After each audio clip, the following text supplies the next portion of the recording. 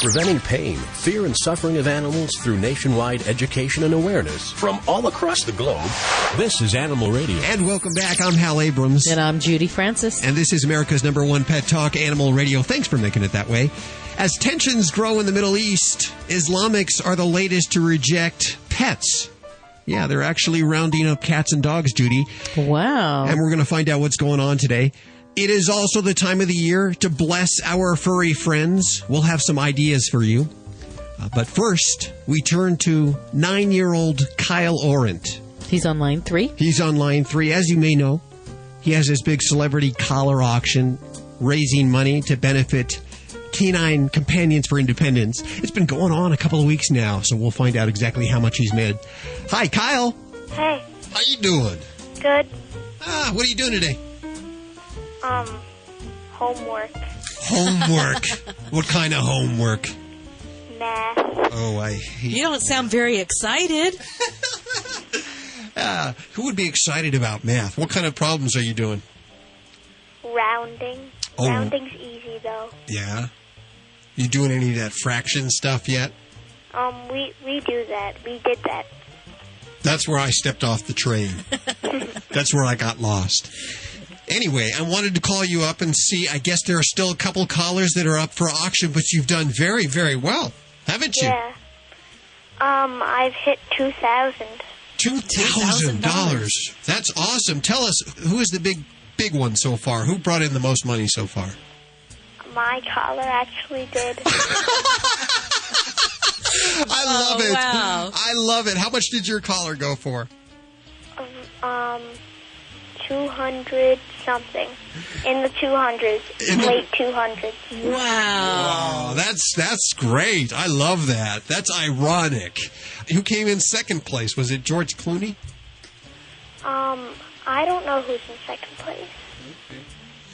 I'm just going to walk on over to the other microphone because it's in front of a computer and your page is up. I'm going to look at some of them, okay? Okay. Will you share your microphone with me, Judy? Yes, I will. Okay, I see Joe Namath is still up there. Yep. He's got a pretty high price, $175 right now. What do you think that'll go for? Maybe around 200. And then you have Chad Pennington. Saw him on TV last night. Yeah, the Jets won. Yeah, the Jets won. Go Jets!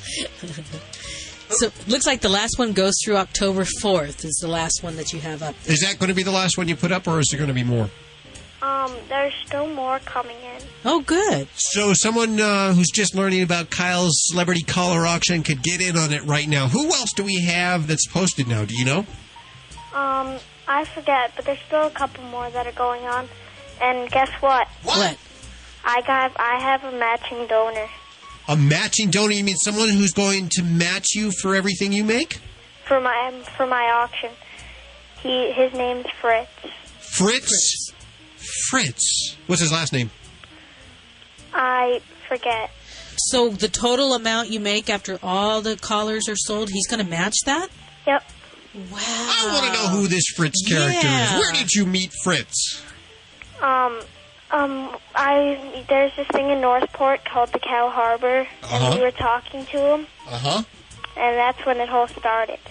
That's when it started. Okay, Fritz, you're awesome. If Fritz is listening now, give Fritz a big old hug. Let's give Fritz a big old... Here's a sloppy kiss, Fritz. That's awesome. So whatever you make is going to be doubled. So if listeners want to get in on this still, you can still bid for one of Kyle's celebrity collars. He's going to put some more up, and it's going to get matched by Fritz, this mysterious guy, Fritz. And then it's going to what? Canine Companions for Independence? Yes. Oh, I love it. I love it. Very good. Well, we'll check in with you in a couple of weeks and see how it's going, okay? Okay. Have a good day, Kyle.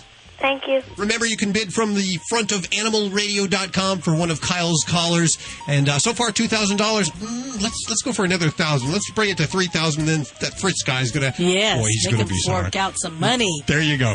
You're listening to Animal Radio.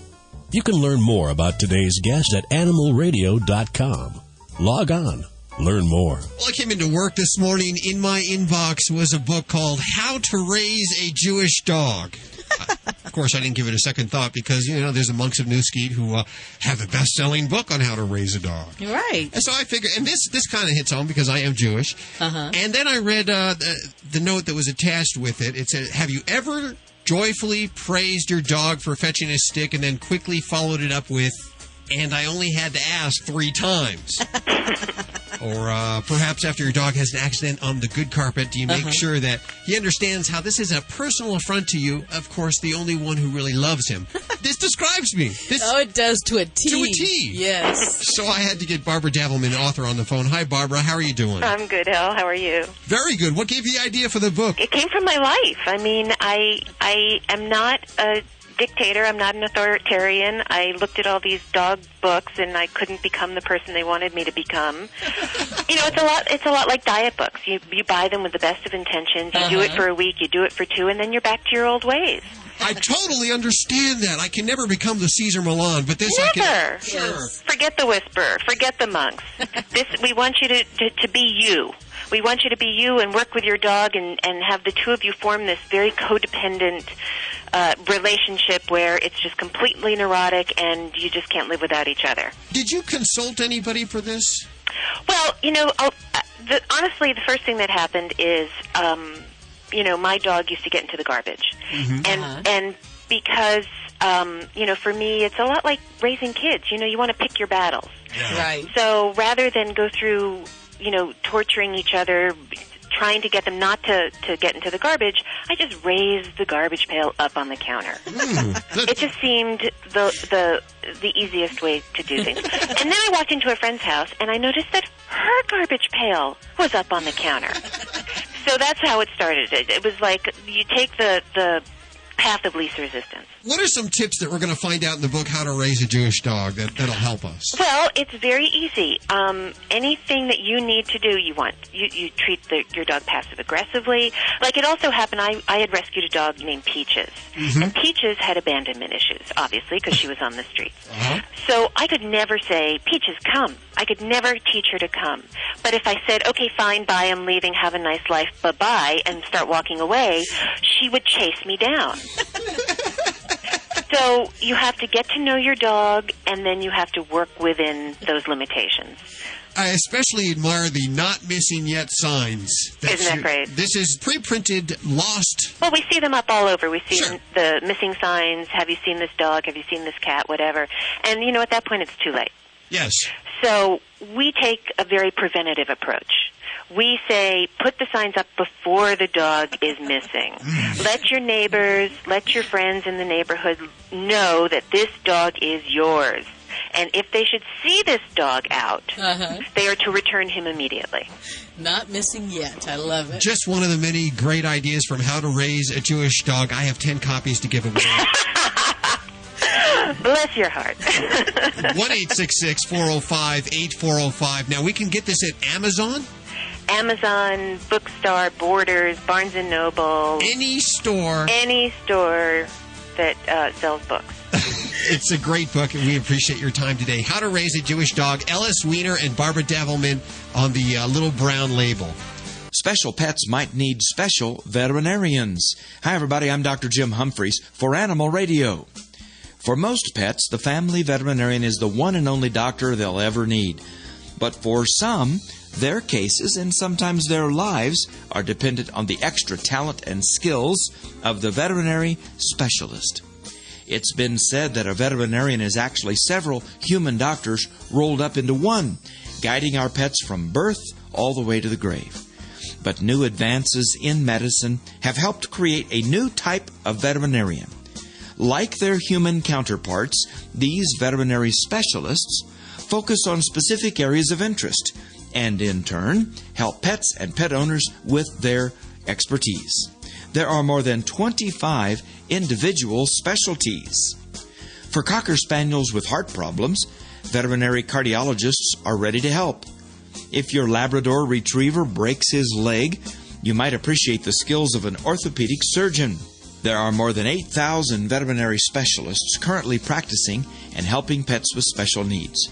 Similar specialization has occurred in Europe and in Canada as more pet owners demand this specialized care. The road to specialization begins soon after a veterinarian's medical training. For many young doctors, a strong interest in specialty drives them to seek out what is called an internship. These internships can be extremely competitive, with more than 40 applicants for some positions. After 1 year, interns can then start competing for residencies at universities and other institutions. After 2 to 3 years of studying their chosen specialty, these residents then take an intensive test known as a board exam.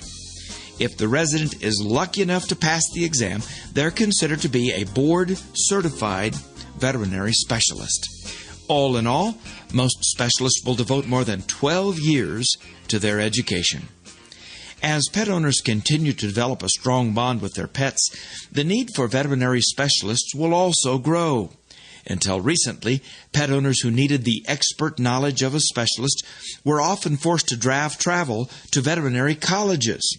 These trips, frankly, could be stressful on pets and difficult for the owners. But now, there are veterinary specialists in almost every city. And with referral from your family veterinarian, pet owners can seek out more advanced care right there in their hometown. Beyond their expertise, many of these specialists also bring rare treatment and diagnostic capability. It's not uncommon for a dog to undergo an MRI or for a cat to have a kidney transplant. Pet owners can now choose hip replacement surgery or even find the best doctor to treat cancer, which is very common in pets. No one wants to imagine their dog or cat developing a serious injury or illness, but it's comforting to know that your family veterinarian likely has a whole list of dedicated specialists available to help you. If you'd like to know more about specialties within veterinary medicine, visit avma.org and click on Veterinary Specialties. For the Veterinary News Network at myvnn.com, I'm Dr. Jim Humphreys reporting for Animal Radio. You're listening to Animal Radio. You can learn more about today's guest at animalradio.com. Log on. Learn more. God, it is good to be back. We had fun last week, though, at the Super Zoo. Lots of new Vegas, products. boy. Yes. Lots of new things. But it's nice to be back at home, and I'm sure you can relate. I do want to go to the phones. Are we able to do that? Are the phones fixed? I know we were having problems with them earlier. They're ready to go. Hi, who's this? Hi, this is Debbie. Hi, Debbie. How are you doing? I'm doing good this morning, thanks. Where are you calling from? I'm calling from Big Water, Utah. I know exactly where that is. That's near Page, isn't it? Yes, just on the other side of the border. You must be listening on one of the 3 stations out of Page. I am, KPGE. Very good. Yeah, great station in Page. Well, of course, because they have Animal Radio and they have you as a listener. Oh, That's all they really need. Yes. That's right. Yeah. What can I do for you today? Well, I'm calling in. I heard last week the show and was calling in to see if the mouse in the house is still available. You know what? We failed to give it away so far because... Unbelievable. Well, here's the reason. Because we did open it to play with it on air last week. Yeah, I heard that. That's what made me so interested. I thought I'd get my cats up and moving.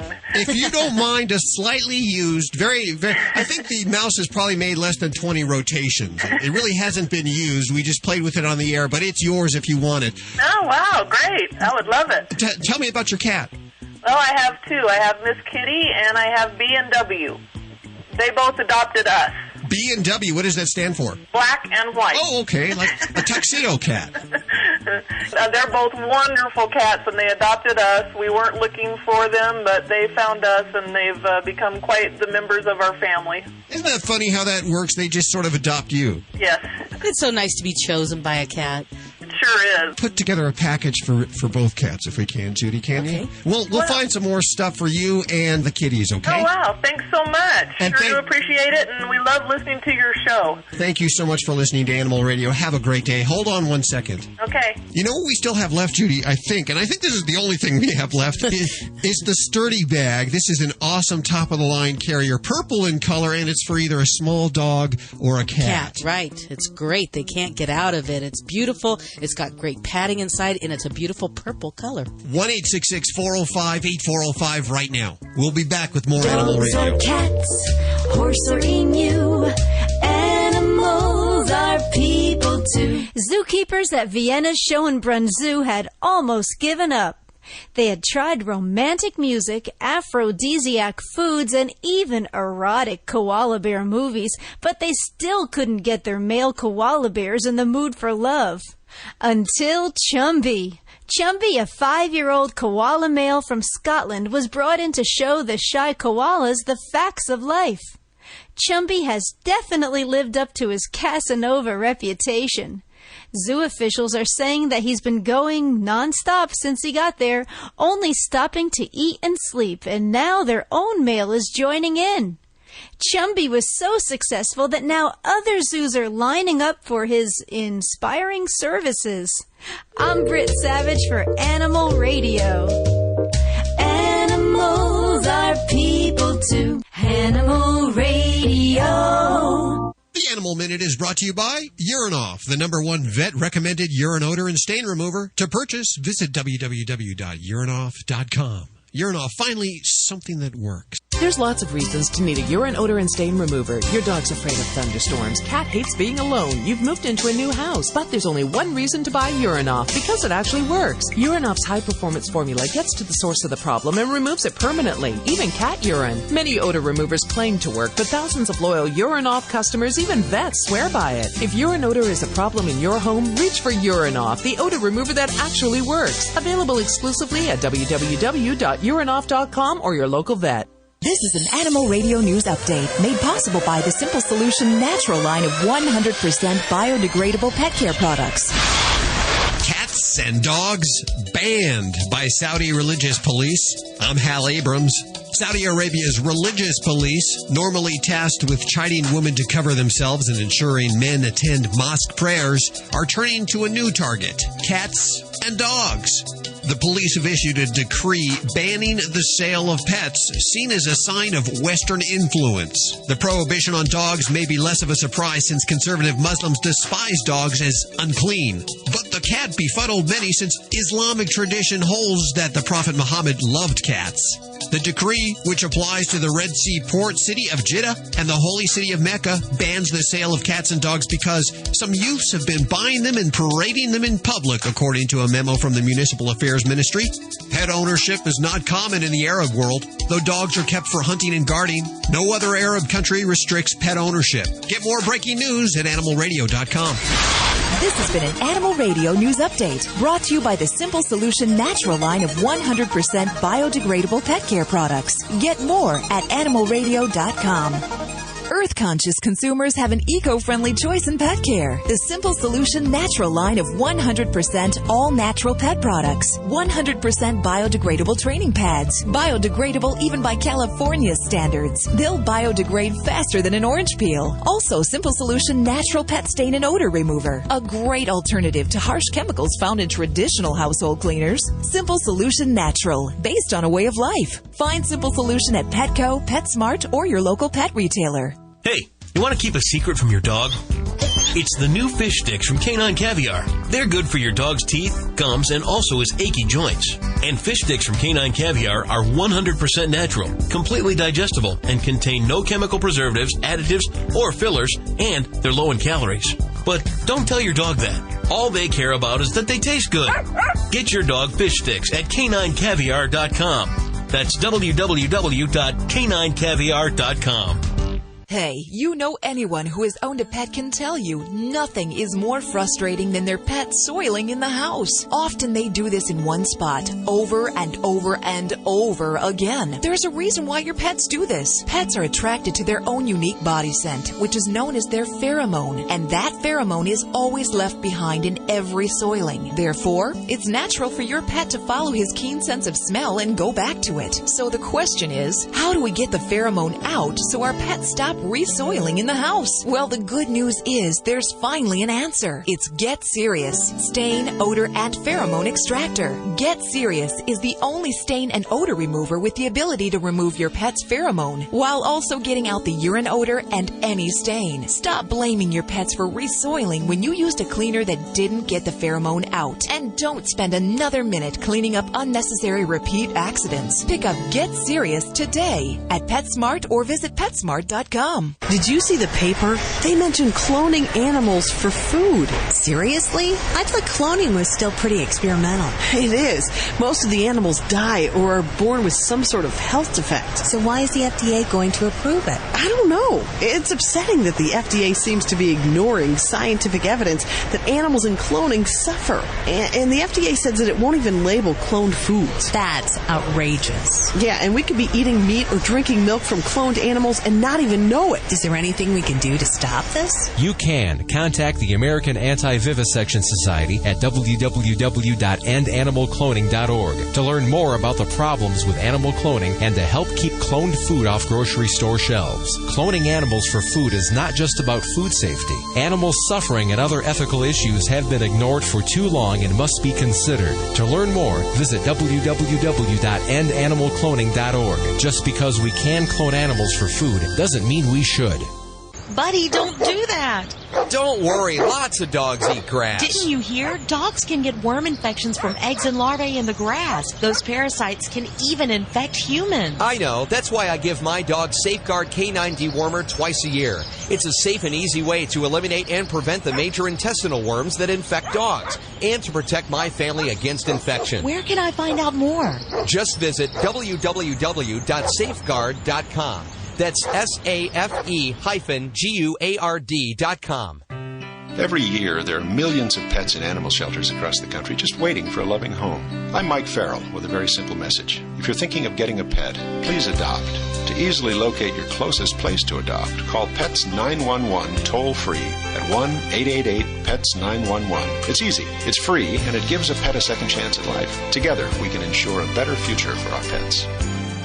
For adoptable pet listings in your community, go to pets911.com. Pets 911, proud to be partnered with Animal Radio. Want your precious pet happy? Use Doggy Suds, organic pet shampoo by Austin Rose with botanical extracts. Vegan certified, it has built-in natural conditioners with neem oil for healing irritated skin. Chamomile, coconut, and cucumber soothe and revitalize with jojoba oil for the coat's luster. There's also a free sparkling charm in each 16-ounce bottle. Call 1-800-945-9010 or visit austinrose.com.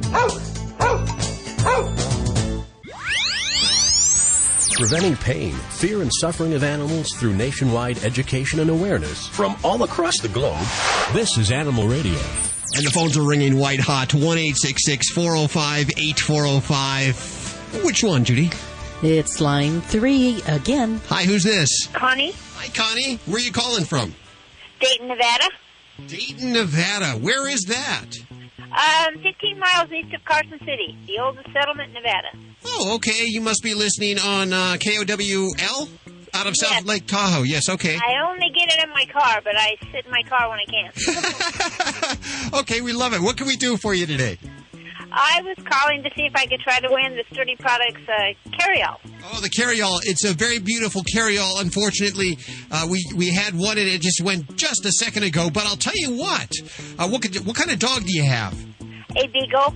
A beagle. And how big? Small beagle, right? Beagles are... He's about 29 pounds. He's very ill. He's a rescue from Best Friends, by the way. How about we send him some of these Kong Wubbas? Plus, do you think he's artistic, has any kind of creative tendencies? Because we have this Pup Picasso kit where he can actually paint and there's no ink gets on his paws or anything like that. Thank you so much. Hold on one second. Thanks for listening to Animal Radio from your car. I love it. You're welcome. Hi, this is Wendy Malick on Animal Radio. And do not forget, spay and neuter. Preventing pain, fear, and suffering of animals through nationwide education and awareness from all across the globe. This is Animal Radio. If you follow the news of the last few weeks, you might have seen some stories about Islamic countries and a crackdown against pet keeping by citizens. Kind of strange. Glad we don't have that here. Why would they do that? Well, it's against the religion. We'll find out more. I have an expert on the phone, Dr. Bernard Unti. He is the Senior Policy Advisor of the Humane Society of the United States. Doctor, how are you doing? Oh, I'm well, thanks. Thanks very much. What is going on? Explain to, like me, the not-so-bright person, what is happening in these Islamic countries in the crackdown? Well, most recently, we're talking specifically about Iran. This is something that's happened a few times on and off over the decades. It just happens to be the case that pet keeping has been dismissed as a kind of a Western habit. And anytime there's an escalation in tensions in American-Iran relations, as we have at the current moment, one sees these little crackdowns, and one day it might be satellite dishes or some other purported expression of Western influence, and another time it might be pet keeping. And so this is the source of accounts that people were being forced to give up their pets in Tehran, the capital of Iran. And what happens? They go around, they collect the animals, and then what? Well, the police apparently took them to some kind of a central depot, and their fate there is at the moment uncertain. And we are obviously, we're for pet keeping. We want to stick up for pet keepers everywhere, so we decided to get an oar into the water on this issue. What type of animals are they taking? Well, it's mainly dogs. And, this is rooted, obviously, as Iran is an Islamic republic managed along Quranic principles. But the situation becomes a little more complicated than that, because the language of the Quran, the text of the Quran, is certainly quite sympathetic when it comes to the treatment of animals. It's in the area of tradition or hadith, lore concerning the Prophet Muhammad, that we run into trouble, because there are some negative statements about dogs that might or might not have been uttered by Muhammad. Didn't Prophet Muhammad love cats? I really thought, that's what I heard, is that he was a big cat lover. Well, I don't know we can draw, what inference we can draw, but there were at least a couple of instances where he spoke about kindness or assured people that they'd enter into heaven because of their kindness toward certain animals in certain situations. And again, I would emphasize, it's not from our perspective at the Humane Society of the U.S., it's not a religious problem exactly, because the Quran and Islam are as strong on the principles of kindness to animals as the Bible and as the Judeo-Christian tradition might be. All of the monotheistic religions have this in common. There are many admonitions in the Quran to treat animals kindly. A lot of it falls into the category of animals that we use routinely for work, horses, camels, cattle, etc. But, it's in there. And pet keeping is a universal practice. It's not a Western practice. You can trace its history back in every corner of the world, and the most primitive societies and the most far-flung places. And in the current moment, the current day, obviously, the keeping of pets is as popular as it has ever been, regardless of the authority that a state or a state-enforced religion, which is, what we're facing in a place like Saudi Arabia or Iran. I don't think it will overcome the great desire of people to keep animals, to cherish animals, to be with animals. I think it's a very, very difficult battle. The Chinese are finding that out. Yes. There, too, pet keeping had been derided as a kind of a bourgeois, capitalist, fancy, indulgence, and disparaged for many years. But pet keeping has seen a significant uptick in China over the past few years, and most recently when they've had roundups because of rabies scares, public health scares, the government there, which obviously has been a repressive government at many times, they've found tremendous resistance from pet keepers. I mean, there's been active defiance. I don't think there's much hope for a state-enforced policy of taking people's pets from them. I think most American pet lovers would be the first to say, you'll get that dog or cat from my cold, dead hand. How are the people in Iran reacting to this? Well, most of the, our news sources are somewhat unreliable about this kind of thing, but Iran does have SPCAs and several animal protection or animal rights societies, and they're, at least for the moment, able to speak up for themselves and point out that, pet keeping is common. Animals have been kept in Iran for hunting, for guard work, and are a significant part of the region's cultural heritage. I don't think the crackdown has been particularly widespread or repressive. I think it's mainly been symbolic in a couple of cases. So I think, the question really becomes whether the authorities are going to push any harder, then the situation could deteriorate. Obviously, we're talking about this even as the president of Iran is in New York, in the United States, having addressed the UN, and obviously there is a significant amount of political and economic turmoil in that country just now, in part because of the strained relations between Iran and the United States. So I suspect this is just a kind of a minor skirmish in a much longer kind of chess game, between Iran and the West. And honestly, I don't think we're going to see the end of pet keeping in Iran. Well done. Please keep up the good work, Doctor. Great. Thank you very much, Dr. Bernard Unti, the Senior Policy Advisor, also Special Assistant to Wayne Pacell. Check out the website at hsus.org. Coming up in just a couple of minutes, Susan Sims with Fido Friendly Travel Talk on Animal Radio. Hi, Susan. How are you doing? Hi, guys. I'm doing great. How's everything over there? Splendid. Very good. I love to hear that. What do you got coming up this week? Well, we have something a little different. It still has something to do with traveling with your pet, but this really has something to do with what would you do if you lost your pet. You're out there, you're having a wonderful vacation, and Fido goes missing. Ooh. Uh-oh. Sounds important. Yeah, it's a little important. It could be a little scary, but our guest today is going to talk to us about what you can do when that situation happens. And I have giveaways, too. Ooh. That's all coming up in just a couple of minutes with Susan Sims, Fido Friendly Travel Talk, exclusively on Animal Radio. You're listening to Animal Radio. You can learn more about today's guest at animalradio.com. Log on. Learn more. Hi, this is Sheena Easton on Animal Radio. Please spay and neuter your pets. It's so important.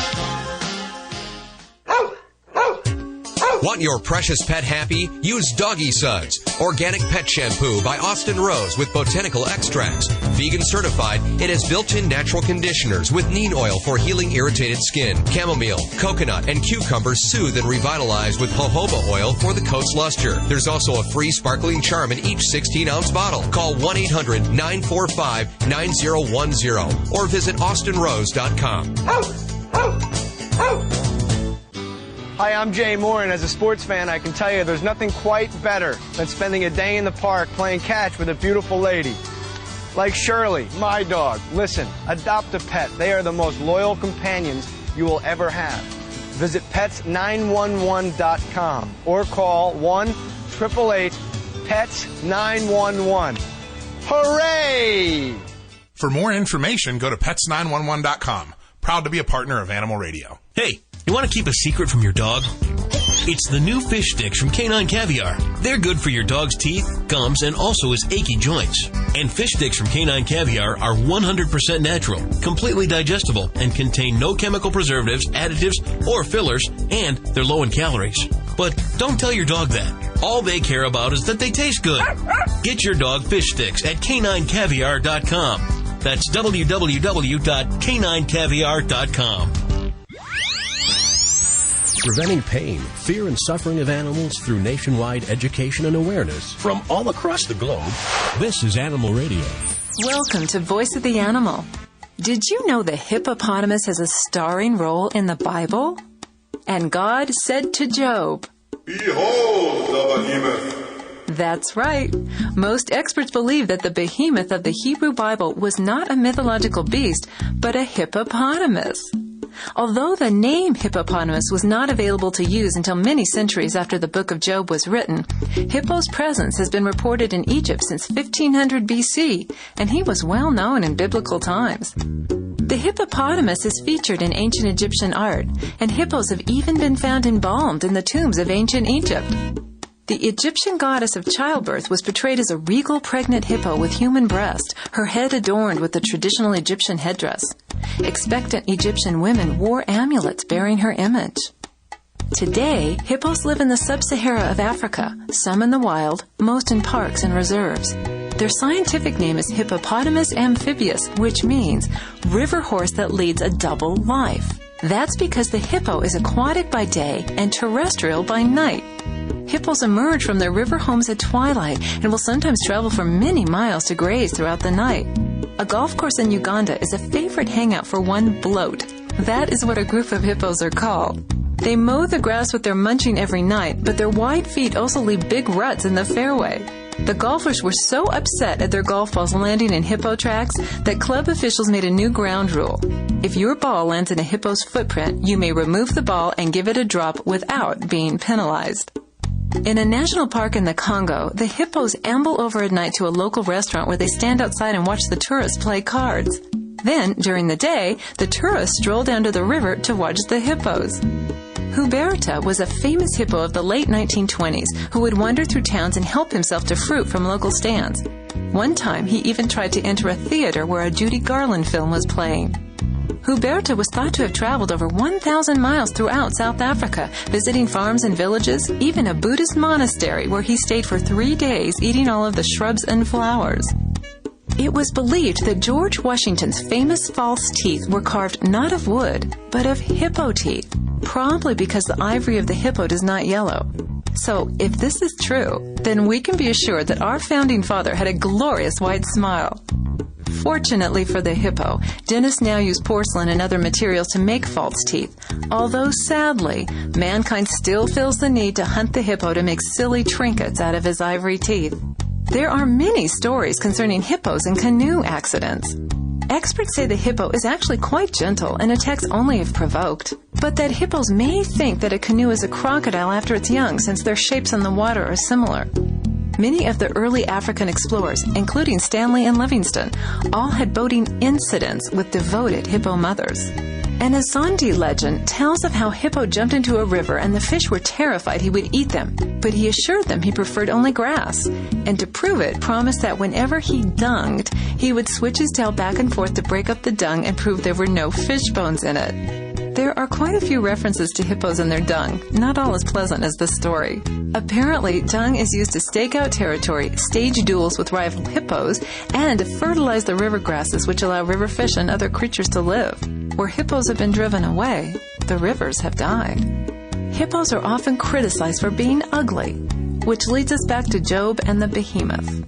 God tells Job that his behemoth ranks first among the works of God. Since, according to this God, he made us all, wouldn't we be hypocrites to think the behemoth anything but wonderful? Visit us on the World Wide Web at voiceoftheanimal.org for Voice of the Animal. This is Rayanne Cumulos. Hi, this is Bob Barker, listening to Animal Radio. Help control the pet population. Have your pets spayed or neutered.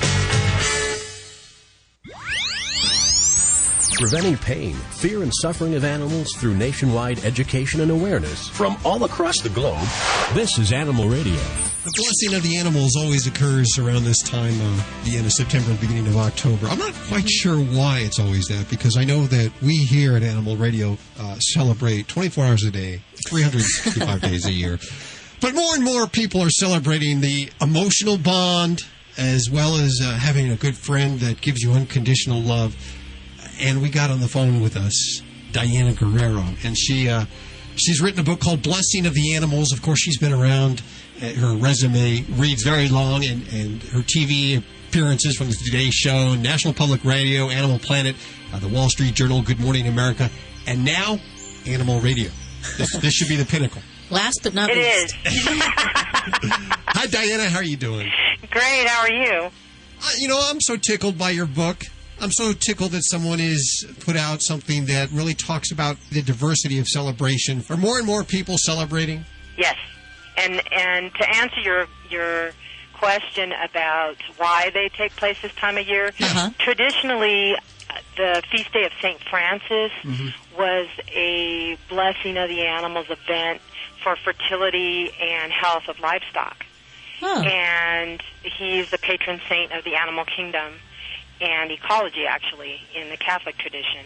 And in the 30s, a group of ecologists actually started World Animal Day, and both occur on October 4th. So it's kind of the multitude of animal blessings. But now what's happened, the phenomena is sweeping the nation and even the globe, where pet blessings are taking place all year long. But predominantly during this period of time. What are some of the unusual celebrations, bar mitzvah aside? Probably the pet nuptials.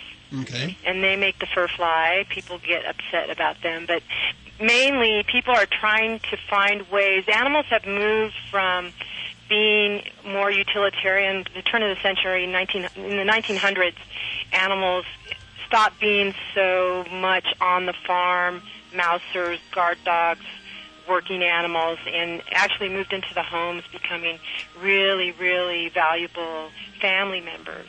And as this has escalated, it's changed the pet blessing ceremonies to where people want to celebrate the bonds. And what they're doing now is they're throwing showers for puppies when they get a new animal or a cat. They're doing pet nuptials as fundraisers where they, dress the dogs up in, mostly dogs, because cats really aren't very happy about it. No, we've tried, quite yes. sensibly. Yes. But it's just ways to celebrate relationships with animals, celebrate the family change, and that's why I think you're seeing so many of these incorporated into day-to-day existence. There are lots of ways to celebrate your pet. We'll talk about some ways you can celebrate your pet at home in just a couple of minutes here. But there's the big Miss Crustacean pageant, which occurs celebrating the crustaceans, I assume. But tell us a little bit about that pageant and what happened. Well, that pageant takes place in New Jersey, and it's basically a hermit crab contest. It's a parody of the Miss America pageant. And so the hermit crabs show up in their very finest, and also they have a hermit crab wrestling contest. And one year they discovered, to the chagrin of onlookers, that the hermit crab that won the contest and the coveted cucumber cup, which is a favorite tasty snack, that the hermit crab was male. Oh! And that was a big scandal. But the coordinator, he didn't miss a beat. What he said was, you know what, we don't discriminate on the basis of gender. Sure. I love it. A nice, quick answer. Yeah, it was really good. And that occurs every year in August. And there's a lot more pageants over here in California, my hometown of San Pedro. They actually have the lobster dog contest, where animals come outfitted in different sea animal costumes. Oh, no. Crustaceans, yes. Crustaceans. And then there's a reindeer parade, the reindeer dog parade, and, more and more you have the bulldog beauty pageant. There's more and more, because people are just, they want to celebrate their pets, they want to go do things with their pets, and so you see more yappy hours, you see meow mixers, you're seeing a lot, as creative as you can get, you're going to find something that's going to meet your needs. Meow mixers. I've never heard of that. Yeah, I heard of the yappy hours, but the meow mixers, I wonder what that would How do you be do like. that? Yeah. They're more shelter-driven. Okay. Where you have a common area where you have cats that are integrated. And it's a way of bringing people in to meet the cats and being social, getting them socialized, and getting them adopted. I like that. Meow mixers. Very good. What are some ways we can bless our animals at home? There's no limitation. In fact, I think people forget that a lot of our traditions, when you say, hey, bye, have a nice trip, that's a blessing that you're sending someone. Okay, so you can do that with your pets. And there's been a lot of controversy as to, do you have to be credentialed or not? Do you have to be an animal chaplain or a member of the clergy? And you really don't. You can bless your animal if your animal's sick, whatever your tradition is. Whether you want to use affirmations or you want to buy them a new collar and have a little ceremony, or have a birthday party and wish them a healthy, happy new year. You can do all kinds of things. So there's really no limitation. It's using your imagination. And what I tried to do in Blessing of the Animals was include ceremonies and prayers that people could use that were really friendly to all faiths and easy to do. So it's just limited by your imagination. A fun book, Blessing of the Animals, A Guide to Prayers and Ceremonies, Celebrating Pets and Other Creatures. DIana Guerrero, the author and our guest. I have 10 copies to give away. 1-866-405-8405. Thank you so much for bringing this. Oh, thanks for having me. It's been a pleasure. That's all we have for this hour. If you're leaving us, you can get more Animal Radio streaming online 24/7 at animalradio.com. Or on any cell phone with any provider, just simply text ANIMAL to 27627. All that information at animalradio.com. And remember, if you get a pet, please spay or neuter. And if it happens to be a cat, don't ever declaw. And always, always adopt from your local shelter. I'm Judy Francis. I'm Hal Abrams. I'm sorry, I felt like I was being scolded there for a second. We'll see you next week for more Animal Radio right here on this fine station. This is Animal Radio Network.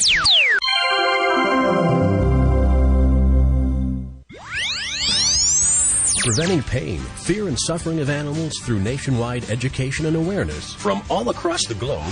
This is Animal Radio. And welcome back. This hour, is your cat or dog getting forgetful? You'll want to hear our first guest this hour. Also, from Fido Friendly Magazine, Fido Friendly Travel Talk with Susan Sims. And she has giveaways, I understand. We love those giveaways. Yes, she does. Vladae, the dog wizard, is back to help you out. And also, animal communicator Joy Turner this hour. In fact, if you want to talk to her or talk to your pet via her, 1-866-405-8405 is the number. Judy, there's new research out that shows that, well, cats can suffer and even dogs can suffer from the same diseases that humans do, like Alzheimer's. Really? Wow, I didn't know that. And we have an expert on the phone. I figured we should find out more. Dr. Danielle Gunn-Moore joining us. Hi, Danielle. How are you doing? I'm doing very well, thank you. Where are we calling you? Edinburgh, Scotland. Set the scene for us. It's just the end of the day. It's late a little bit, just leaving work, and the weather's great. You guys are doing some research, and I believe it's your husband that's also, you two are working together doing this research on Alzheimer's in cats. Yeah, that's right. He works on Alzheimer's in people, and I'm a cat specialist, and our little old cat got Alzheimer's, so we thought we wanted to know more about it. How did you know your cat had Alzheimer's? Well, we kind of guessed because I see a lot of old cats with showing signs of dementia, and dementia in cats looks a lot like dementia in people. How would this manifest itself? Yeah, they can certainly forget that they've eaten, and so they go and eat, and then come and cry and say, feed me, I haven't been fed. They change their interaction with the owners. Sometimes they become very clingy, very demanding. Other times, very standoffish and forget who their owners were. They can also sleep more or less. Unfortunately, they tend to wake up in the middle of the night and then cry very loudly because they're disorientated. Other things, unfortunately, they can forget what the litter box is for, and that can obviously really damage the relationship with the owners if the cat keeps forgetting where it is. What age might this set in? Well, the earliest cases we've seen have come on at about maybe 9, 10 years of age.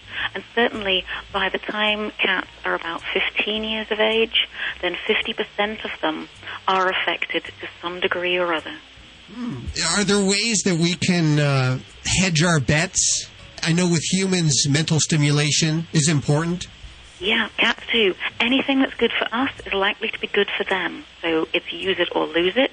So with cats, it's playing chase games, playing hide-and-seek games, all that kind of stuff. So interact with your cat, but also really good quality food. And there's a number of commercial companies now that are putting in all those really great antioxidants and all sorts of mitochondrial cofactors and other great stuff. And those diets are really showing some nice effects now. So play with your cat, entertain your cat, don't let it become a couch potato, and feed it a really good diet. And at the same time, this is good for you, too, to be stimulated as well. Oh, very much so, because, of course, it's, the cat owner bond is so important. And if owners realize that they have to interact with their cat, then that's good for them because it gets them up and about, gets them interacting, gets them playing. It's a win-win solution, and that doesn't happen that often, does it? No. Are you seeing this more so in certain type of breeds of cats? In dogs, we certainly know that certain breeds are predisposed. I think some of your listeners wouldn't be surprised to hear that the beagle gets the earliest onset of senility. At what age does that happen at? That can happen really as early as 6 or 7 years in some of them. Okay. What other dogs?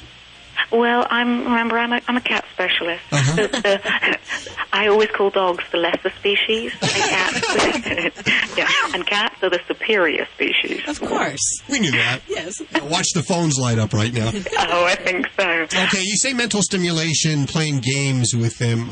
What kind of games? Okay, certainly fishing rod games, because that's also good for their agility. We need to remember that a lot of our old cats have also got arthritis, so we need to keep them active, because it may be that the reason they're not going into the litter box is actually because they've got arthritis, so we need to address that. All sorts of games where you hide things for them to find. That's a really good thing to do.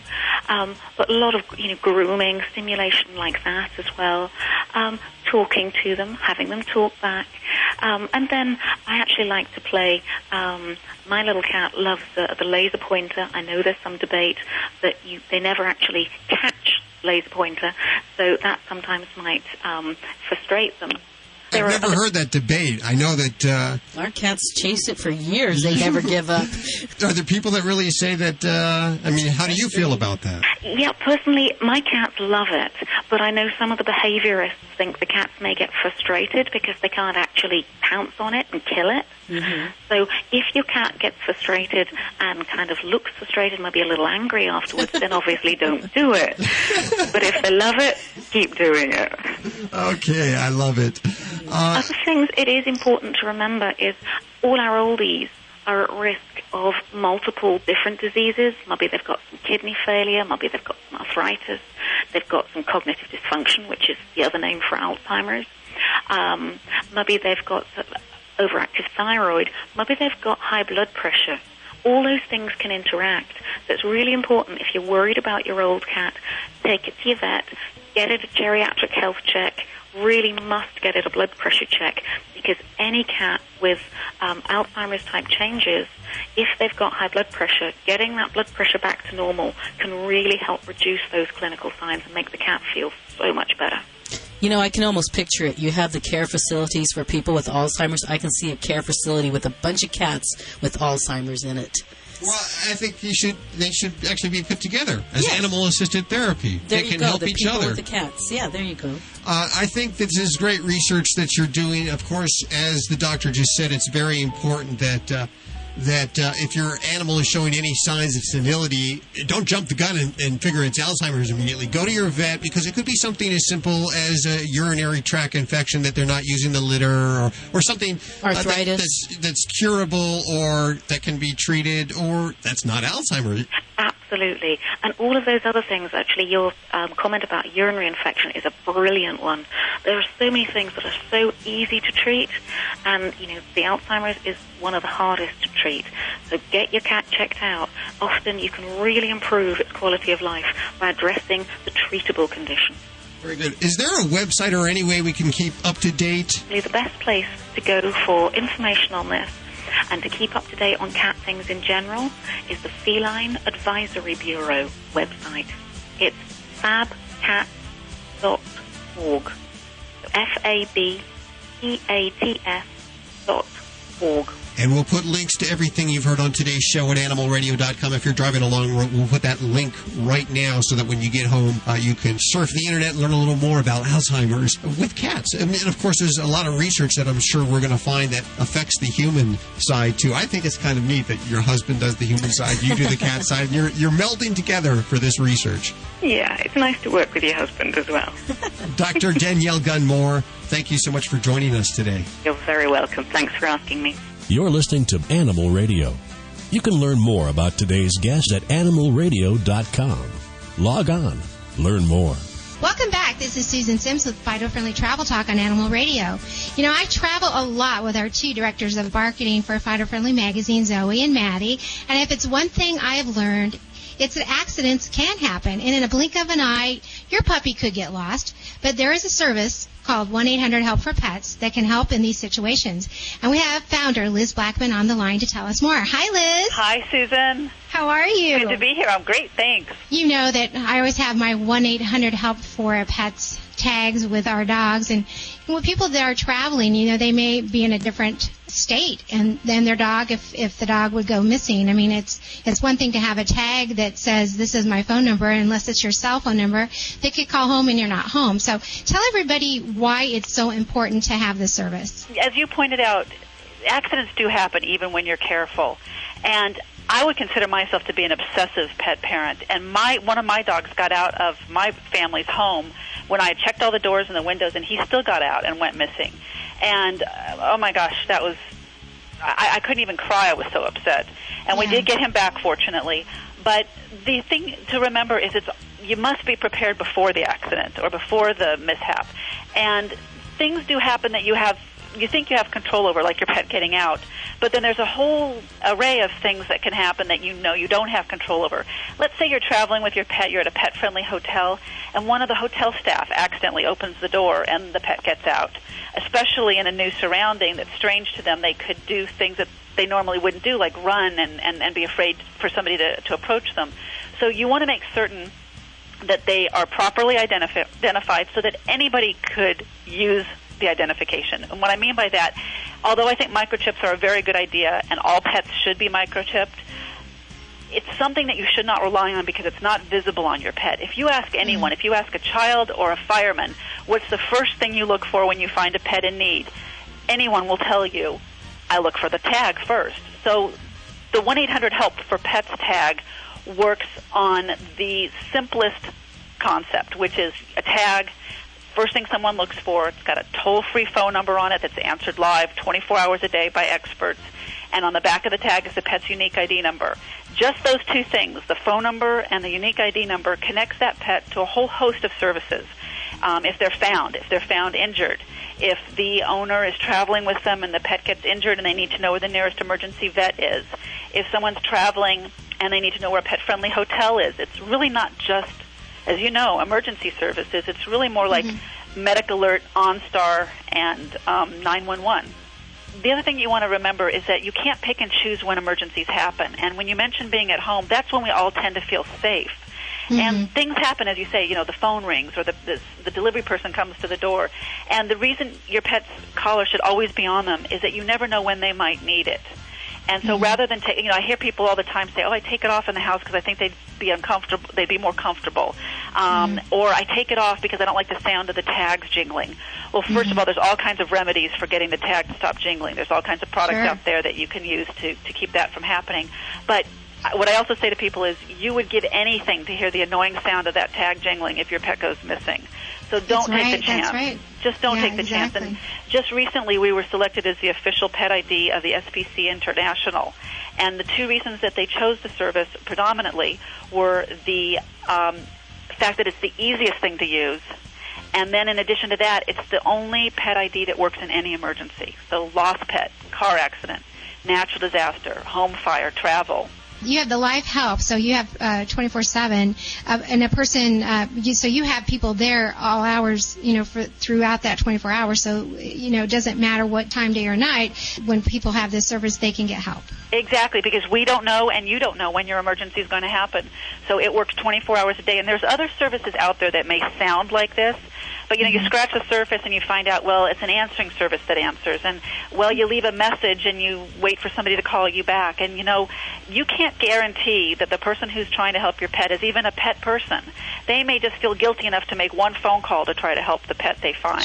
So you want to make it as easy as possible for them. And one of the things that we do when someone calls us regarding a pet that they found who's wearing one of our tags is we immediately try to make them feel like a hero. Because as soon as you do that, people then, you know, we've had people call in sick for work so they can help a dog that they found. And it can bring out the best in people. But you want to make it simple because, if somebody who speaks English as a second language, or an older person, or somebody who doesn't have access to the internet, so just someone finds your pet, you want to make it as easy as possible for them to get the help that your pet needs right away.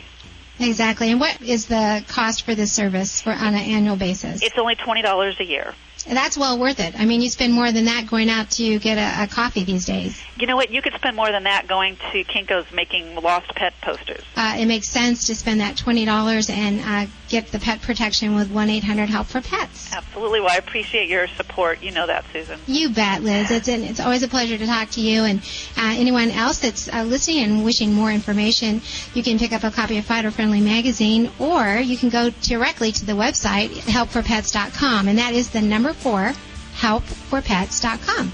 Let's go ahead and give one of these pet protector systems. And, it's really the only pet ID that can help your pet in any emergency, anytime, anywhere. It's a 24-hour nationwide hotline. It's like 911 for your pet. Pick up your phone. Give us a call, 1-866-405-8405. And one lucky listener is going to win the pet protector system. This is Susan Sims, Fido Friendly Travel Talk on Animal Radio. You're listening to Animal Radio. You can learn more about today's guest at animalradio.com. Log on. Learn more. Fido Friendly Travel Talk is brought to you by The Honest Kitchen, pet food with a passion, and Principles, offering people food formulated for pets. Check out their website, www.thehonestkitchen.com.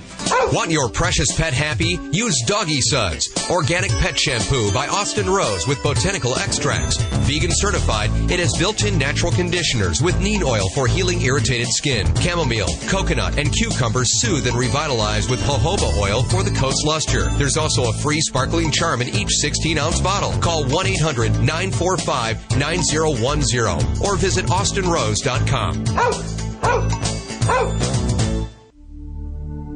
Animal Radio is brought to you by the American Anti-Vivisection Society. Stop the FDA from allowing milk and meat from cloned animals to be sold in grocery stores. Contact the American Anti-Vivisection Society for information at www.endanimalcloning.org. Hey, you want to keep a secret from your dog? It's the new fish sticks from Canine Caviar. They're good for your dog's teeth, gums, and also his achy joints. And fish sticks from Canine Caviar are 100% natural, completely digestible, and contain no chemical preservatives, additives, or fillers, and they're low in calories. But don't tell your dog that. All they care about is that they taste good. Get your dog fish sticks at caninecaviar.com. That's www.caninecaviar.com. Every once in a while, there comes along a special group of animal lovers that stands strongly in defense of the voiceless. Animal People is that newspaper for people who really care about the animals. Animal People is published 10 times yearly. The publisher is a non-profit corporation dedicated to exposing the existence of cruelty to animals and to informing and educating you so that animal lovers worldwide can eliminate such cruelty. Your subscription is $24 a year and is 100% tax deductible. Get Animal People's fair and accurate investigative reporting from the industry watchdog. Visit our website at www.animalpeoplenews.org. That's www.animalpeoplenews.org to subscribe to the news for people who care about animals. Animal People. Subscribe today at www.animalpeoplenews.org. Did you know that dogs can get worm infections just by eating grass, and that those same parasites can also infect humans? Protect your dog and your family by deworming your dog twice a year with Safeguard Canine Dewormer. For more information, visit www.safe-guard.com. That's SAFE-GUARD.com. Preventing pain, fear, and suffering of animals through nationwide education and awareness from all across the globe. This is Animal Radio. No secret that you see me scattering through the kitty litter. I always wonder what you're doing. You spend an awful lot of time in there. I do, because Boog, the studio cat, as you know, is not the healthiest cat in the world, and I'm always looking for little signs that he's having a good day. And you can tell a lot about an animal by their scat, their dung. And we have Matt Pagett on the phone. Hi, Matt, how are you doing? Yeah, I'm good, thanks. How are you guys? Very good. Where are we calling you? I'm in Brighton in England. Brighton, England, and the book, What Shat That, A Pocket Guide to Poop Identity. What was the inspiration? Was it happy hour? No, it was actually a friend of mine who was in Australia on holiday, and him and his friend that was out there saw some wombat poo just on the side of the road, and my friend actually said to his friend, "What Shat That?" because the wombat poo is quite distinctive. So he regaled me with this story when he got back, and since then I just got my nose in it a bit further and did some research, and after that the book came. I love the title. You got to do a lot of research for that. What kind of research did you do? I'm afraid to ask. Well, there were trips to local zoos, and obviously books, the internet. There's quite a range of information out there. But one of the things that I noticed was that a lot of it was quite dry, written from a sort of academic position rather than a sort of something that everyone could read. It's like an approachable kind of book. And I think that's what I certainly aim to do. How do you explain to someone at the zoo what you're doing and why you want to look at poop? Well, I think, because these people are working with the animals every day, they come across it a lot, obviously. So they were quite happy, actually, to chat about poo for a while. Obviously, it's a bit of a strange request, but... The book includes 25 full-color photos, 50 silhouette-style illustrations, and 50 maps. Yeah. I don't get the maps. Maybe you can explain that to me. As well as 25 scale drawings. Yeah. How do you map poo? It's not the poo itself that was mapped. It was just the distribution of the animals throughout the world. Obviously, polar bears are just limited to certain areas, whereas horses you'll find anywhere. So it's just it was a kind of just a visual aid for readers really. You're starting with the smallest. Who does the smallest poo? The plankton, I guess.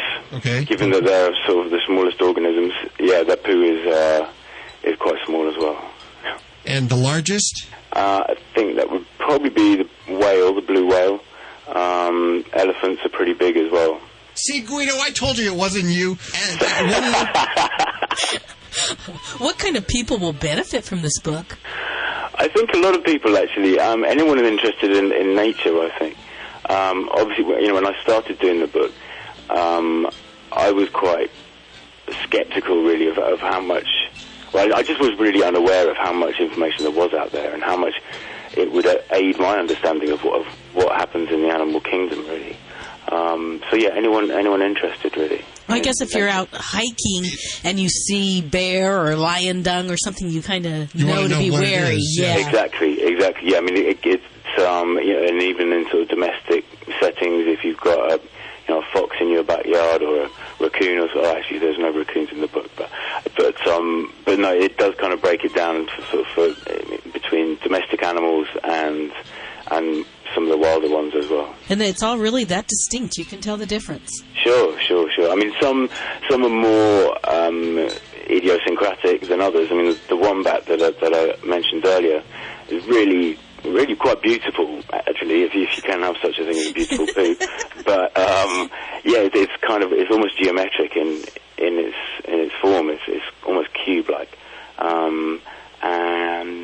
But then others like bats, rats, and mice, they will have quite similar droppings. So you have to take into account, the place where you found it and other information like that. Wow, that's a lot of information. And it's all useful as well. And it's all very well presented. Thank you. I like the idea that you have a little humor, but it's factual in the fact you know what you're looking at there. Exactly. I think it was it's the ideal toilet book, for people to take into the toilet.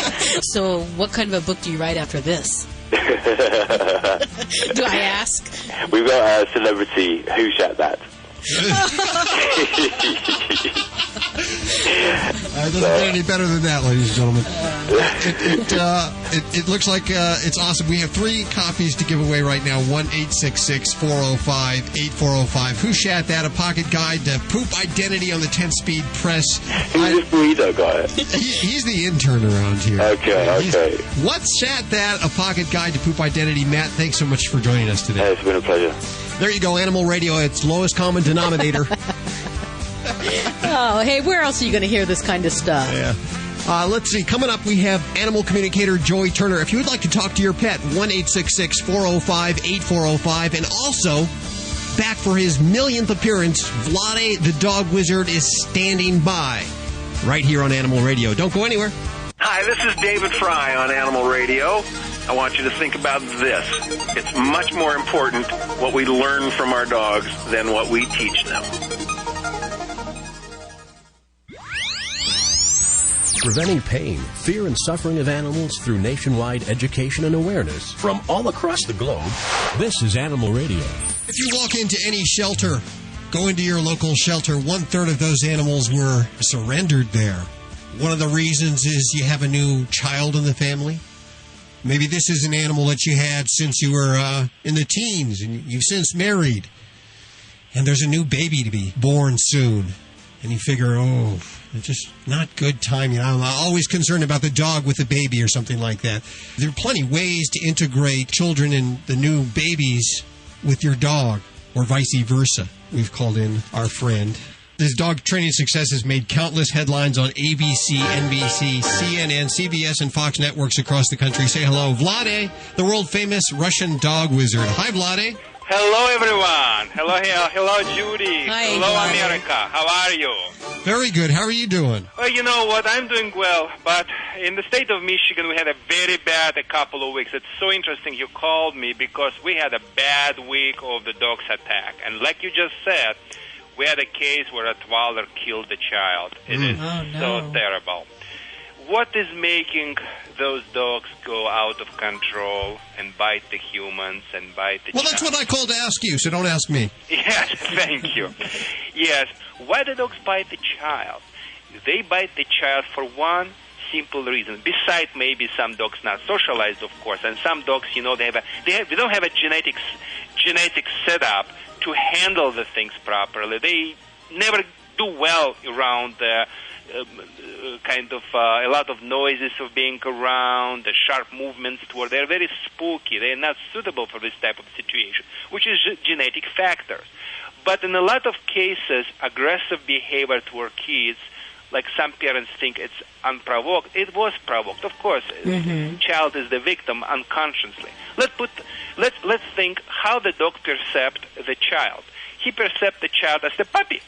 According to the dog's mentality, puppy should show a lot of respect to the dog, to the adults. They need to lick his, not butt, but to lick his chin. He needs to show submissive behavior and be compliant. What the human child does, vice versa. He just grabbing that dog by the scruff of the neck and to pull its ears around. And of course, most of the dogs, of course, if it's not a crazy Labrador Retriever who can be running, kids can jump and laugh from the couch and pull his ears around. That dog thinks that stuff is fun. But it's exceptions. Most of the dogs will take it as the challenge, and they try to do what? They try to discipline the puppy, and how they do it? By the means of teeth. It probably would never happen so badly if they would do something to the canine child, but when they do it to the human child, it's becoming the big problem. I never heard it put that Are there dogs, Vladae, the certain dogs that are predisposed to getting along with kids? Yes, there are. Again, I'm not breedist, racist, or whatever. But I gotta tell you, let's say we have some predispositions. It has nothing to do to the kid. It just has to do to the nervous system with the dogs carrying out. Certain breeds are just, they just don't care. They just very physically and emotionally insensitive. When we talk about physically and emotionally insensitive, we're always starting with Labrador Retrievers, Goldens, sporting breeds, which would be perfect choice. Also, interesting enough, the biggest the breeds in height, the less chance they can be bad with the kids for some reason. But there are several breeds which I think, even though I don't want to the people start to send me emails and say, we understand what you're going to tell us the breeds that perhaps we might want to have second thoughts about introducing to our children. And we understand that you're not breedist or speciest, so go ahead, give it to us. Yes, sure. So I would have a second, third, of course. Pit Bull maybe is a great in generally, but sometimes we have the things like this. So, I would have a little bit second, third, and if I had Pit Bull, I would train him properly in the right place and socialize, and he would be fine. I would really look at the American Mastiff and also at the Great Dane to this type of the situation as well. Okay, what about these smaller dogs like the Lhasa Apso? They're the worst. Thank you for telling me this. They're the worst. On the opposite side, I love Bijans. I haven't seen even one bad in relationship to the kids or anyone. They're just angels. I love Maltese. They're really, in general, again, we don't do breed profiles. We just generalize the search and experience. Now, Shih Tzu, I would say 50-50 preposition here. Whereas we're talking about Lhasa, that one, I would really think twice. Okay. We know we're out of time, but this is a very interesting subject. Of course, you can learn more at www.911dogwizard.com. Or just Vladae.com. Or Vladae. Now, that's brand new. Vladae.com. VLADAE. And my last thought would be to your listeners this. Please, people, in a lot of cases, it's not about the breed. It's about the way how we raise them and the way how we're setting the structures. I also would pay attention to two simple things, which you would really, really pay attention. Number one, it is see how your dogs behave on the leash. If your dog walks with you and barking on the people and barking on another dogs, or the people lean over, try to pet your dog is shy away. And if you see it in early stages, it's very preventable. You can fix it, but you should never let it go. Go to my website again, Vladae.com, VLADAE. We have the quiz which you can determine if your dog possibly can become aggressive in the future and become your worst nightmare. Thank you very much for listening, and I hope I will be talking with you soon. We know you will, and if you have questions for Vladae the Dog Wizard, go ahead and email us at yourvoice@animalradio.com, or we can set up a time for you to speak to him, 1-866-405-8405. Check out his website, www.911dogwizard.com or Vladae.com. And remember, people, when the Vladae talks, human and canine, listen. You're listening to Animal Radio. You can learn more about today's guest at animalradio.com. Log on. Learn more. Hi, this is Creston. Of course, you know me as the amazing Creston. And you're listening to me on Animal Radio. Don't forget to spade and neuter those loved ones which we've bonded with, our pets. Hey, you want to keep a secret from your dog? It's the new fish sticks from Canine Caviar. They're good for your dog's teeth, gums, and also his achy joints. And fish sticks from Canine Caviar are 100% natural, completely digestible, and contain no chemical preservatives, additives, or fillers, and they're low in calories. But don't tell your dog that. All they care about is that they taste good. Get your dog fish sticks at caninecaviar.com. That's www.caninecaviar.com. Animal Radio is brought to you by Get Serious, a stain and pheromone remover so easy to use, even men can do it. Hey, wait a minute. Don't take any more excuses, women. It's time to get serious. Get Serious is available at PetSmart and online at GetSeriousProducts.com. Do you know what you're serving for dinner tonight? If the FDA has its way, the milk and meat you see at the grocery store could come from cloned animals. And you won't even know because it won't be labeled. Cloning animals for food involves more than just food safety. Animal suffering and other ethical issues must also be considered. The cloning process uses hundreds of animals to produce just one clone, causing death or severe health problems for most of the animals involved. Just because we can clone animals for food doesn't mean we should. Contact the American Anti-Vivisection Society to learn more about the problems with animal cloning at www.endanimalcloning.org. That's www.endanimalcloning.org. And have a voice in what you are serving for dinner tonight. Did you know that dogs can get worm infections just from eating grass, and that those same parasites can also infect humans? Ew, gross. Thank goodness there's a safe and easy way to eliminate and prevent the major worms that infect dogs. Safeguard K9 Dewormer. Just sprinkle it on your dog's food twice a year. And that's it? Yep. For more information, visit www.safe-guard.com. That's SAFE-GUARD.com. It's the best way I know to protect my dog and my family against intestinal worm infections. Fido Friendly Magazine. Perhaps you can do without it, but for kibble's sake, think of your dog. At last, a voice for us traveling canines. Until now, few have taken mobile pooches seriously. After all, who appreciates warm shelter and a comfy bed more than a dog? Fido Friendly, the travel magazine for you and your dog. A quarterly guide to Fido-friendly accommodations in the United States and Canada. Because if Fido ain't happy, ain't nobody happy. Subscribe at FidoFriendly.com. Your dog will thank you. Want your precious pet happy? Use Doggy Suds, organic pet shampoo by Austin Rose with botanical extracts.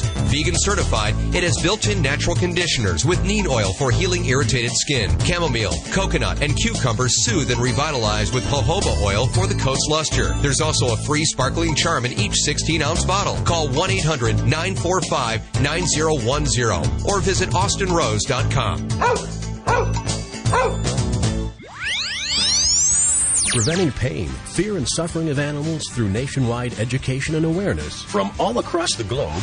This is Animal Radio. And we'd like to welcome a brand new correspondent to Animal Radio, Karen Lee Stevens. In 1991, my sweet 12-year-old cat Shannon was attacked and killed by a pit bull. I'll spare you the details, but suffice it to say, my family was devastated when we found Shannon's lifeless body the morning after the assault. In fact, it was the only time I have ever witnessed my normally stoic father cry. I later learned that the pit perpetrator lived in a family with small children.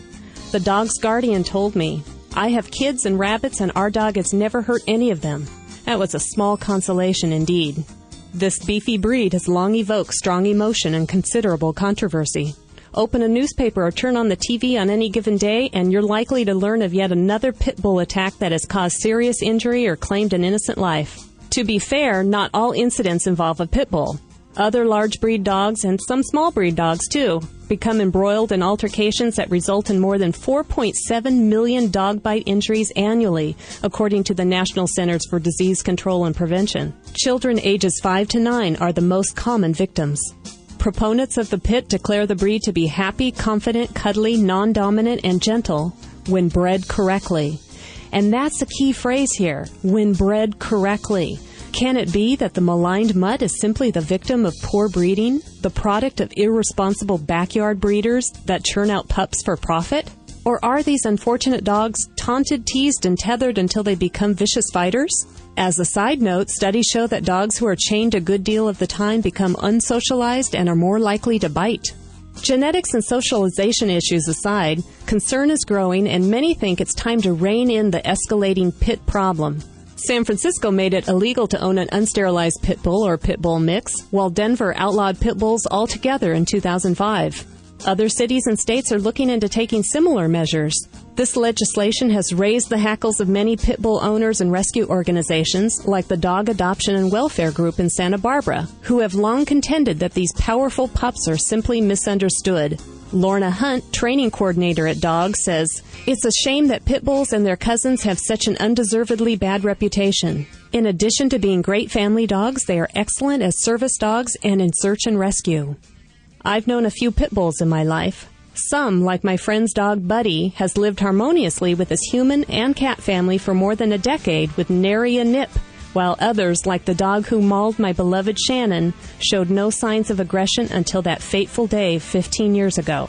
In my experience, I have found pit bulls to be wonderful, sweet, affectionate dogs, until they're not. This is Karen Lee Stevens for AnimalRadio.com. Hi, this is Jamie Farr, and you're listening to the Animal Radio Network. And remember to spay and neuter your pets. preventing pain, fear, and suffering of animals through nationwide education and awareness from all across the globe. This is Animal Radio. Coming up in just a couple of minutes, animal communicator Joy Turner will be talking with your pets at 1-866-405-8405. Also, next week, my understanding right, Jane Lynch will be joining us? I just got off the phone right now with her people. They called us. Her people called our people, and Jane Lynch will be joining us next week. Very funny actress, by the way. Saw her on TV in some kind of improv show a couple of weeks ago. Thank God you're here. Also, I want to remind you, last chance to sign up for the Summer End giveaway brought to you by Animal Radio and PetMate. PetMate has anteed up. They've put together some great prizes for you. All you have to do is head on over to animalradio.com and sign up. And like last year, if you send us your empty ink cartridges from your printer, we'll actually send you back some pet toys. Toys for your pets, and we'll get you qualified for the Summer End giveaway. And to make it even better, we'll even send you the envelope so you can send us your empty inkjet cartridges. All you need to do is give us a call here at 1-866-405-8405. Let's clear the line so that we can talk to Joy Turner in just a couple of minutes. Hi, Animal Radio. Hi, my name is Barbara Spatz, S-P-A-T-Z. Hi, Barbara. How you doing? I'm fine. Where are you calling from? I'm calling from Pennsylvania. Pennsylvania. You must be listening on WEEU in Reading. That's right. Very good. Thank you very much. What can we do for you today? Well, I wanted to get in on the contest, and I also do have a lot of ink cartridges, and I thought this would be a good way to get rid of them. Well, it's kind of a double whammy for you. Get rid of the ink cartridges. They don't go into the trash. Plus, we'll get you qualified for your ink cartridges for the giveaway. What kind of animals do you have? Oh, I have a dog, a Jack Russell Terrier, and I have cats. Right now, last count, I think I had 8.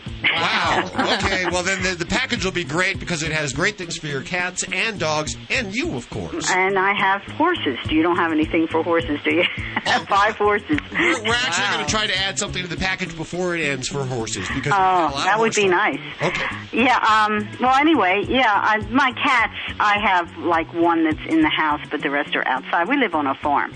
So, as you can imagine. Yeah, with all those animals. I have a little kitten on the porch, and wow. But the rest of them are out. Sounds like you're staying busy. Well, I am. Hold on one second. We'll get your information, your address, and all that, and we'll send you some envelopes. Okay? All right. Thanks. Hold on one second. Hi, Joy. Hello, Hal. How are you doing? I couldn't be better. Excellent. We're going to go to the phones, do a little animal communication right now. 1-866-405-8405. You see how I said we're going to do that? Like we're going to do it. And I enjoyed that, actually. Joy's going to do it. She, of course, is the animal communicator extraordinaire. Hi, who do we have on the phone with us? Jim Woody. Hi, Jim. How you doing? I'm doing real good, thank you. And where are you calling from? From Silverdale, Washington. Silverdale, Washington. Silverdale. I've been there. Have you? Yeah, they have a mall there. Oh. Okay, well, that explains it all. Well, you're on with Joy. Pretty much it. Yeah. Hi, Jim. You're on with me. And who would you like to talk to today?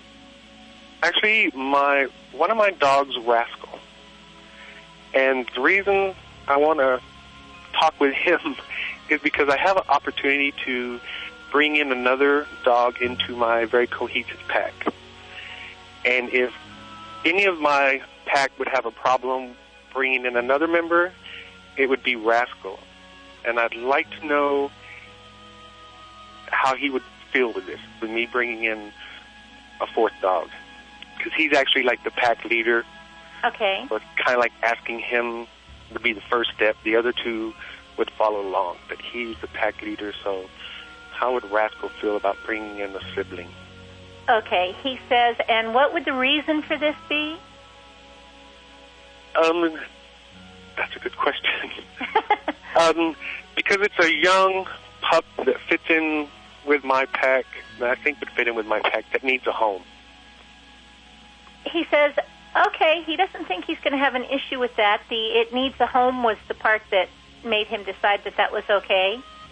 He thinks that pretty much what we, meaning you as your family, tends to do is bring in animals that need homes. Oh, good. So he would be okay with it. He said, is there a reason you would think he wouldn't be? Yeah, because now he's going to have to reassert himself and figure out that whole pecking order. He said, yes, but he didn't think that's been an issue in the past. reasserting himself or figuring out the pecking order. No, that's probably true. He doesn't have a problem asserting himself. So he doesn't see that it's a big deal, especially since there's others there that will defer to him. And he thinks that unless this new dog is incredibly stupid or incredibly domineering, that it would pretty much figure out that he's the boss and not need a lot of reinforcement. And that's probably the two sticking points is that if the dog were domineering, I don't think he would put up with that. Yeah, he's a smart guy, so I don't think he would put up with a stupid dog either. He says, have you not met this other dog? No. Okay, he said, well, find out if he's domineering, and if not, then let's give it a try. That makes me feel much better. Good. Jim, thank you so much for calling. Joy, do you hear this a lot? People want to add another animal to the household, and they want to check in with the other inhabitants? Actually, I admire Jim a lot because usually what I get is the opposite end. They didn't even think to ask the other animals in the house. And they bring someone in, and then the other animals are really miffed at them because they didn't bother asking if they would accept another family member. Yeah, that happened to me with my brother. Yeah, I was the only child, and my parents had my brother, and they didn't ask me. Did I? You know, and that happens actually with humans. I hear that too. People will say, "Gee, you know, I should have known that because I didn't like it when no one bothered to talk to me about, like you, a sibling human coming in." Joy, if somebody wants to talk to you during the week, they can actually call you and set up a session. What's the phone number to do that? They could call 425-867-1779. And, of course, you can get your Joy fix 5 days a week at animalradio.com. Joy, we'll speak to you soon again. Thanks very much, Hal. That's all we have for this week. But that's okay. Do not fear. There's plenty more at animalradio.com. In fact, we're streaming online 24/7. You get the latest breaking animal news. Also, you can get it on your cell phone, any provider. Simply text ANIMAL to 27627. Of course, all that information at animalradio.com. And, of course, our phone numbers open to you all week long, 1-866-405-8405. And remember, if you get a pet, please spay or neuter. And if it happens to be a cat, don't declaw. And always adopt from your local shelter. I'm Judy Francis. I'm Hal Abrams. We'll see you next week for more Animal Radio right here on this fine station. Have a great week. Bye-bye. This is Animal Radio Network.